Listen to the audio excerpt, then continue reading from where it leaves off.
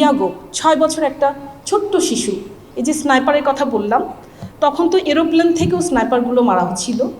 তো বাচ্চাটা ওই হিন্দু দম্পতির একমাত্র সন্তান ছিল 2024 সালে। ছাদের দরজা খোলা ছিল, সে চট করে 4তলা থেকে একদম ছাদে চলে গেছে। বাবা যখন টের পেয়েছে যে হেলিকপ্টারের শব্দ হচ্ছে, যখন তাকে আনতে যায় দেখে যে তার মেয়ে অলরেডি গুলিবিদ্ধ, এবং আমরা যখন তাকে ঢাকা মেডিকেলে পাই, তার গুলিটা একদিক থেকে ঢুকে ব্রেনের একদিকে ব্রেন গলিত করে আরেক দিক দিয়ে বেরিয়ে গিয়েছিল। আমরা রিয়াগোকে আসলে বাঁচানো সম্ভব হয় নাই, কারণ তার এন্ট্রিওন এক্সিটন দুটাই ছিল। ডান পাশের বাচ্চা হচ্ছে মুসা, 7 বছরের একটা বাচ্চা।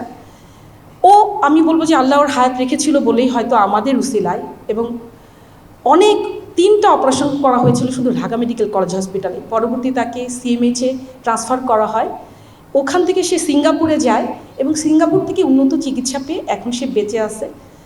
ডেভেলপমেন্টগুলো ধীরে ধীরে হচ্ছে, কতটুকু হবে জানি না। তারপরও বাবা মা শুকরিয়া আদায় করে, আমাদেরকে মেসেজ পাঠায় যে আমরা ওই সময় তার করেছি।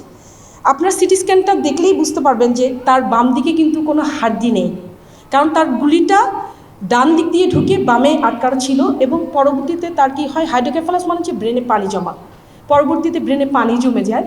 এবং হায়াত মত যদিও আল্লাহর হাতে। আমাদের নিউরোসার্জারিতে একটা অপারেশনের নাম বলে লাইফ সেভিং প্রসিডিউর, যেটাকে বলে আপনার ইভিডি, এক্সটার্নাল ভেন্ট্রিকুলার ড্রেনেজ যেমন একটা, সেরকম আরেকটা বলে যে হাড্ডি খুলে রাখা, যেটাকে ডিকম্প্রেসিভ ক্রেনিকটমি বলে।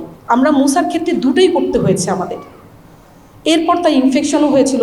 আমি এখানে বলে রাখি যে আমি যে তৎকালীন ডিরেক্টর স্যারের কথা বলেছি, এই দুটো পেশেন্টই কিন্তু বার্ন প্লাস্টিক যে বিল্ডিংটা আছে আমাদের ঢাকা মেডিকেল কলেজের মূল ভবনে, ওখানে দোতলায় ইনস্ট্যান্ট তৎকালীন ডিরেক্টর স্যার 8টা আইসিইউ বেড আমাদেরকে বরাদ্দ করে দিয়েছিলেন এক রাতে। ফলে কিন্তু এদেরকে আমরা ওখানে রাখতে পেরেছিলাম।